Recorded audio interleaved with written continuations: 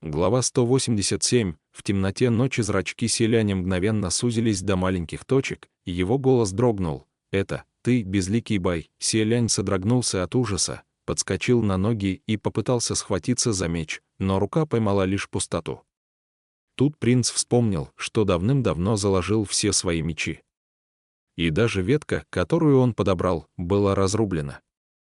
Иными словами, у него теперь нет ни магических сил, ни какого-либо оружия, чтобы противостоять этой твари. Несколько лет назад, когда Синьлэ пала, безликий бай исчез с лица земли. Селянь не имел ни возможности, ни желания искать его, оставалось только надеяться, что тот незаметно пропадет и никогда больше не появится вновь. Кто же мог предположить, что этот демон сегодня вновь покажется перед ним? Фигура в белом медленно приближалась к принцу, и селянь ощутил, как сердце обдало ужасом. Вначале он не выдержал, отступил на 2 шага, но затем в мыслях пронеслось: нельзя отступать. И бежать нельзя, не поможет. Он резко выкрикнул: «Что тебе нужно?» Безликий бай не ответил, продолжил идти к нему, заведя руки за спину. Руки и ноги селяня дрожали, дрожал даже белый пар, вырывающийся изо рта.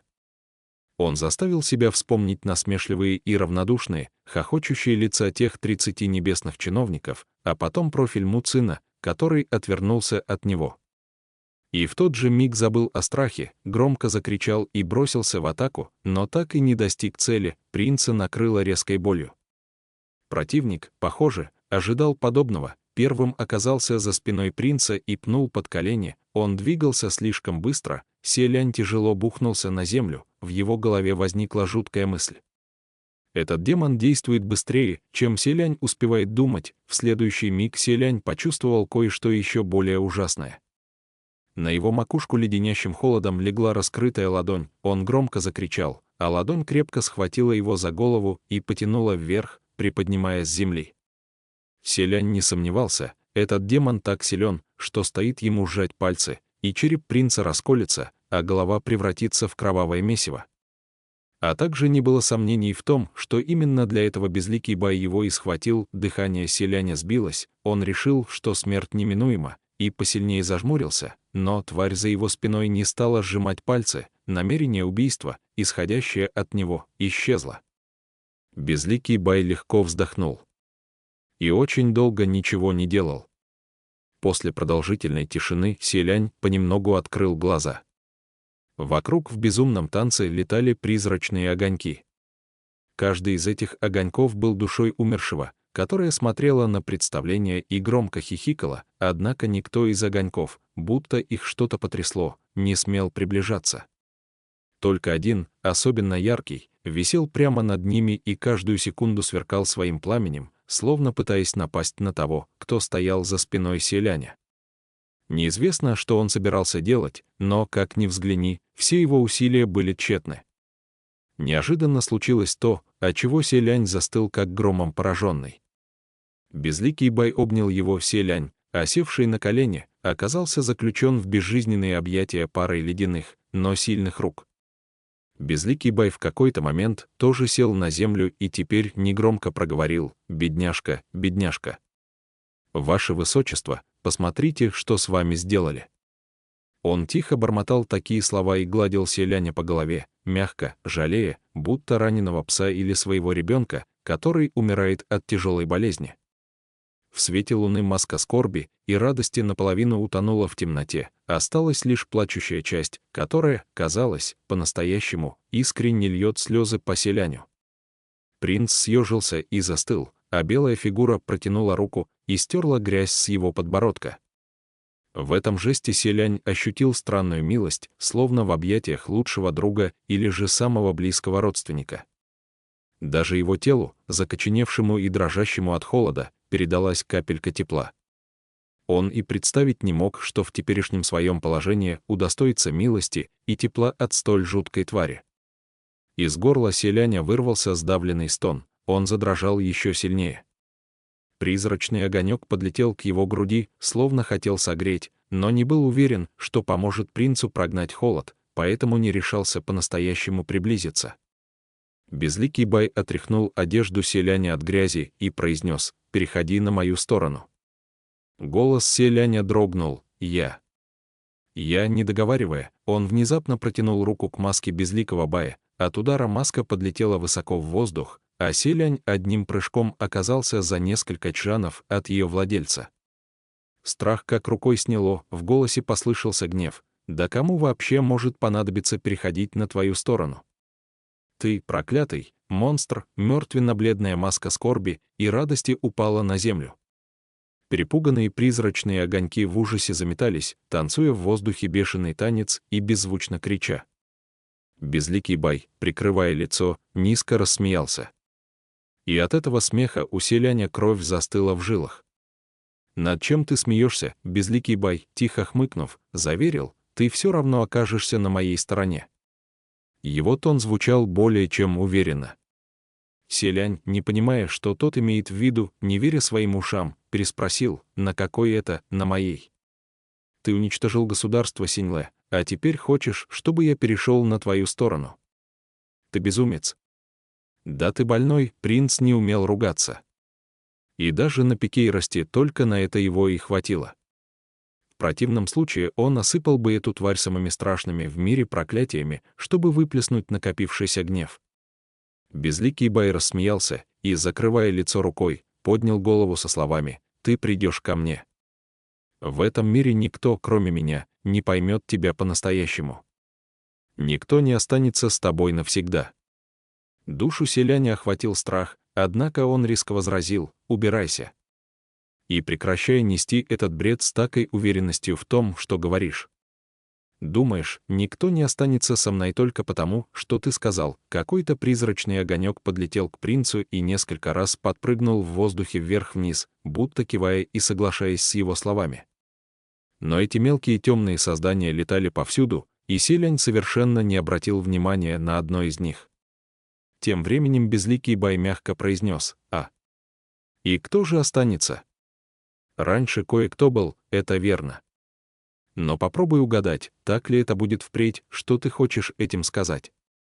«На что ты намекаешь?» Демон не ответил, холодно усмехнулся и развернулся прочь, будто собирался неторопливо уйти. Но на прощание тихо бросил: «Я буду ждать тебя здесь, ваше высочество».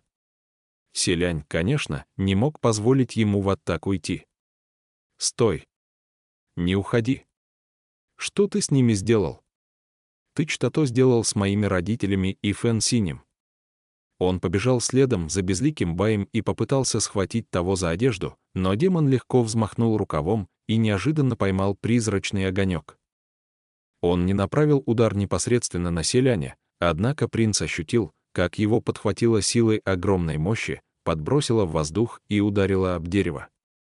С громким треском дерева, которое могли обхватить два человека, повалилось на землю, сломавшись от удара. Когда-то Селянь мог сломать своим телом 10 таких деревьев и бровью не повести.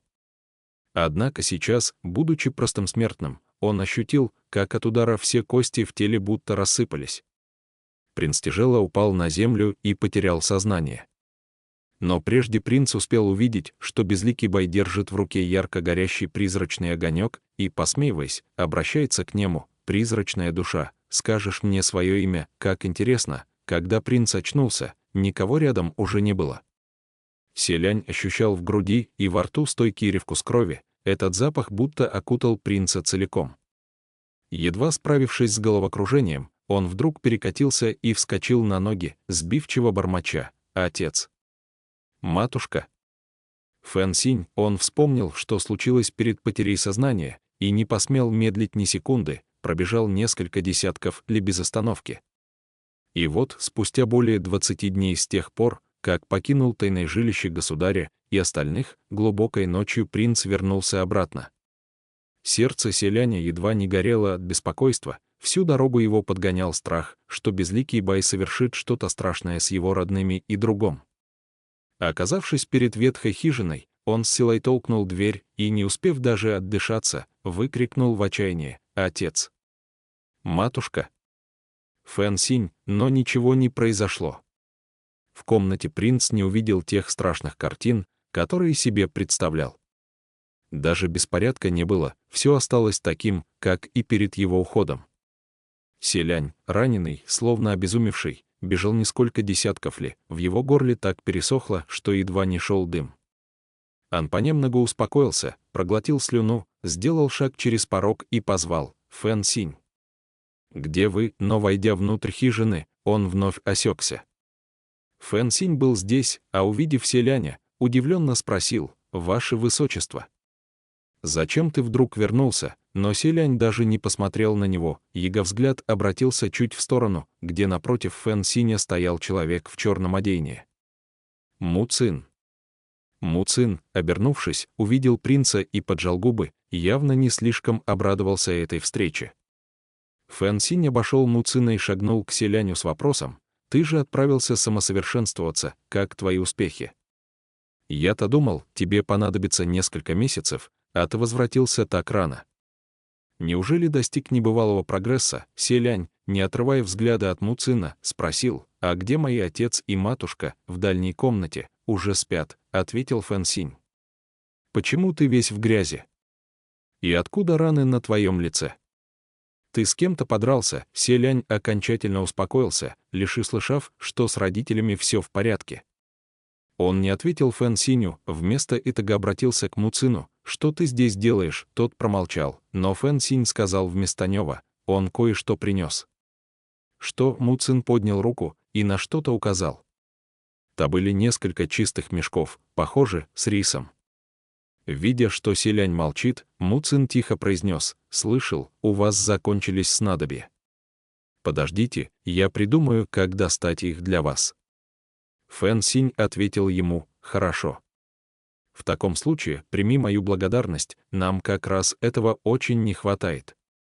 Небесные чиновники не должны тайно помогать простым смертным в личных целях, тебе нужно проявлять осторожность».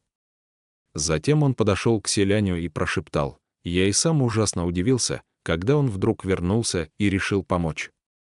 Будем считать, раньше я в нем ошибался». В общем, но селянь вдруг сказал: «Не нужно». Лицо Му Цина сделалось серым, кулаки сжались. «Что не нужно?» озадаченно спросил Фэн Синь. Селянь отчеканил: «Мне не нужна твоя помощь. И мне не нужны твои подачки. Прошу тебя уйти». После слов «прошу тебя уйти» лицо Му Цина сделалось совсем пепельным. «Да что с вами такое?» Фэн Синь тоже начал чувствовать неладное. Му Цин опустил голову со словами: «Прости». За долгие годы знакомства принц впервые слышал от Му Цина это слово. И впервые видел, как тот искренне извиняется. Но уже не испытывал ни малейшего желания удивляться. «Прошу тебя уйти», — повторил он. Селянь немного вышел из себя, схватил мешки с рисом и бросил в Му Цина. Белые-белые зернышки рассыпались по полу хижины, Му Цин и вовсе теперь выглядел плачевно. Он принял удар, подняв лишь руку, чтобы защититься, хоть это и не возымело действия. Фэн Синь остановил селяня и потрясенно воскликнул: «Ваше Высочество! Что это с тобой? Что ты творишь? Ты ведь отправился самосовершенствоваться. Что с тобой стряслось в пути?» Селянь не стал вырываться, только с покрасневшими глазами выкрикнул: «А ты спроси его». «Да, я отправился самосовершенствоваться». «А почему вернулся? Пусть он тебе расскажет». Они ругались так громко, что разбудили государыню, которая уже давно спала. Накинув одеяние, она вышла из комнаты. «Мой сын», — охнула женщина. «Это ты вернулся?» «Что тут такое?» Фэн Синь тут же заверил: «Все в порядке. Ваше Величество, прошу, вернитесь в комнату». Он уговорил государыню зайти обратно, закрыл за ней дверь и спросил: «Что ты натворил?» «Му Цин, отвечай, что ты натворил?» «Ваше Высочество, это он тебя побил». Дыхание селяня стало частым и сбивчивым, он не мог вымолвить и слова. «Это не я», — возразил Му Цин. «Я не трогал его Высочество, только попросил его уйти. Кроме этого, я ни слова грубого ему не сказал, пальцем не тронул. Те чудесные земли они желали заполучить во что бы то ни стало. Если бы ты не ушел, неизвестно, чем бы все закончилось, ты. Пары фраз хватило, чтобы Фэн Синь наконец тоже понял, что произошло. Он вытаращил глаза, указал на Му Цина пальцем и принялся хватать ртом воздух. Спустя некоторое время он наклонился, подобрал с земли мешок от риса и тоже запустил им в Му Цина, заорав при этом: «А ну катись! Пошел вон! Вон!» Вон, Му Цину вновь досталось по лицу рисом, который он сам же и принес. Он отшатнулся на 2 шага. Трое в комнате тяжело дышали от гнева. Фэн Синь заговорил: «А я-то гадал, почему ты вдруг стал таким добреньким? Твою ж мать, да чтоб тебя! Не попадайся больше мне на глаза!» Му Цин хриплым голосом ответил: «Да. Я виноват, я признаю, я прошу прощения. Но я лишь хочу сначала решить проблему, которая стоит перед вами сейчас, а потом уже говорить об остальном. Если бы я не вернулся на нижние небеса, нам всем бы пришел конец. Твоим родителям, моей матери, нам троим. Неизвестно, до каких пор мы бы барахтались в этой грязи. Но если я продолжу служить на небесах, у нас появится шанс». Фэн Синь забранился: «Это все чушь собачья. Прекрати. Никто не собирается слушать твои оправдания. Пошел прочь, прочь, прочь. Если ты поставишь себя на мое место...» Фэн Синь перебил: «Сказал же, хватит нести чушь. Я не слушаю. Я знаю одно, что бы ни случилось, я бы никогда не поступил так, как ты. И ставить меня на твое место не понадобится. Ты просто позабыл о добре, которое для тебя сделали, отплатил черной неблагодарностью». Му Цин помрачнел и шагнул вперед со словами: «Но ведь и его высочество в трудную минуту от безысходности отправился грабить. Почему же, как речь зашла обо мне, ты не желаешь проявить сочувствие?» Фэн Синь так и подавился: «Ха! Грабить? Кто? Его высочество. Черт тебя подери, что за бред ты несешь!» Селянь на несколько мгновений перестал дышать. Видя, как взрывной гнев на лице Фэн Синя постепенно превращается в недоумение, Му Цин понял, что здесь что-то не так. Он с сомнением повернулся к Селяню. Ты не...» Му Цин никак не ожидал, что Селянь ничего не расскажет Фэн Синю, Селянь, будто обезумев, схватил первое, что под руку подвернулось, и погнал Му Цина из хижины. Тому показалось, что в руках Селяня плетеная корзина, которая ему и досталась, и Му Цин не посмел ничего возразить. Но, выбежав из дому, он наконец увидел, что выгнали его метлой, и лицо Му Цина вновь помрачнело. «Тебе обязательно так насмехаться надо мной?» Селянь срывающимся голосом заорал на него: «Пошел прочь!» Селянь кулаком поднял порыв ветра, который острым лезвием полетел в Му Цина. Тот едва уклонился, но на его щеке появился порез. Му Цин дотронулся до лица, увидел на ладони кровь и застыл с неясным выражением. «Хорошо», — спустя несколько секунд сказал он. «Я ухожу». Селяня било дрожью, он склонился глубоко к земле от усталости. Му Цин сделал несколько шагов, потом все-таки положил мешки с рисом на землю и сказал: «Я правда ухожу». Селянь рывком вскинул голову. Му Цин, поймав его взгляд, сглотнул, а затем, не задерживаясь больше ни на миг, взмахнул рукавами и покинул их жилище. Потрясенный до глубины души Фэн Синь, который остался в доме, наконец выбежал следом. «Ваше высочество!» Он что, свихнулся? Что еще за история с ограблением? Селянь, закрыв лоб рукой, ответил: «Не спрашивай. Фэн Синь, умоляю тебя, не спрашивай». «Да нет же, конечно, я не поверил ему, просто хочу знать, что произошло». Селянь громко закричал, закрыл уши руками, вбежал в одну из комнат и заперся там. Фэн Синь на самом деле свято верил, что принц ни за что на свете не пойдет на такое. Но именно по этой причине ситуация становилась еще хуже. Селянь хотел бы сейчас просто сбежать. Туда, где его никто не знает. Но, вспоминая слова безликого демона, он не решался уйти далеко, поэтому пришлось закрыться в комнате. И как бы Фэн Синь с государыней его не звали, он не выходил. Только спустя 2 дня Селянь понемногу успокоился. И когда Фэн Синь снова постучал в дверь, молча открыл ему. Тот показался на пороге с тарелкой. «Это Ее Величество приготовило для тебя днем. И просила, чтобы я непременно передал тебе». На тарелке лежало нечто зелено-фиолетового цвета, от одного взгляда на это кушанье становилось жутко. «Если ваше высочество боится за свою жизнь», — добавил Фэн Синь, — «я что-нибудь придумаю, а Ее Величеству ничего не расскажу». КХМ. Очевидно, что в душе Фэн Синь очень хотел бы продолжить расспросы об ограблении, но боялся, что Селянь опять запрется, поэтому подавил в себе это желание и притворился, что ничего спрашивать не собирался, состроив безразличный вид. Вот только шутки не были его сильной стороной, и попытка пошутить не удалась, только прибавила неловкости. По правде говоря, вкус блюда, приготовленные матушкой Селяня, имели отвратительный до крайности. К тому же, чем чаще она кошеварила, тем больше стараний прикладывала, но при этом продвигалась в направлении, в котором продвигаться не стоило. Сам Селянь тоже никогда раньше ничего не готовил, но его кулинарные творения получались сносными, по всей видимости, благодаря природному дару. Но, несмотря ни на что, принц все же принял блюдо, сел за стол и съел все без остатка. Все равно сейчас, чтобы он не пробовал, вкуса не ощущал. И все-таки среди всех несчастий стоило отметить кое-что хорошее.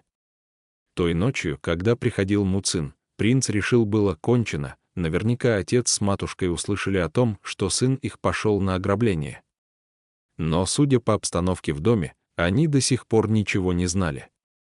Иначе, с характером государя, тот бы давным-давно отругал сына, на чем свет стоит. Фэн Синь же наверняка не стал бы ничего им рассказывать, а значит, пока что Селянь мог успокоиться. Пока он думал об этом, Фэн Синь неожиданно поднялся. «Ты куда?» Вернувшись из своих мыслей, спросил Селянь. Фэн Синь взял лук. Время показывать уличные представления. Селянь поднялся следом. «Я пойду с тобой». Поколебавшись, Фэн Синь отказался. «Не надо, лучше отдохни еще немного». Фэн Синь не стал больше ничего спрашивать, но Селянь все равно чувствовал себя приотвратно, и ему все казалось, что когда Фэн Синь все узнает, между ними потеряется что-то важное, что больше нельзя будет вернуть. Теперь каждое слово, каждый взгляд Фэн Синя будто бы что-то означал и требовал глубоко задуматься. Селянь покачал головой и вздохнул. «Скажу тебе на чистоту. Сейчас у меня нет никакого желания самосовершенствоваться». Чего-то подобного Фэн Синь как раз ожидал. Он опустил голову, не зная, что ответить принцу. «И раз так, — продолжал Селянь, — чем сидеть без дела в комнате, лучше я тоже пойду показывать представление. По крайней мере, смогу заработать денег, чтобы не быть калекой, обузой для всех». Почему-то последние несколько слов Селянь не смог произнести. Наверное, в душе он уже чувствовал себя именно так, поэтому не смел говорить подобное вслух. Но Фэн Синь все-таки не унимался. «Меня одного будет достаточно. Ваше Высочество, ты за 2 дня поел всего раз, тебе лучше несколько дней отдохнуть, набраться сил». Слушая такие слова, адресованные ему, Селянь все сильнее желал доказать неправоту Фэн Синя. Он повернулся, чтобы посмотреть в зеркало, говоря: «Ничего страшного, я немного приведу себя». Принц собирался привести себя в порядок, чтобы, по крайней мере, не походить на безумного взлохмаченного попрошайку, однако никак не ожидал увидеть в зеркале самую страшную на свете картину. У его отражения не было лица. Поскольку на лице неизвестно, откуда взялась маска скорби и радости, наполовину плачущая, наполовину улыбающаяся.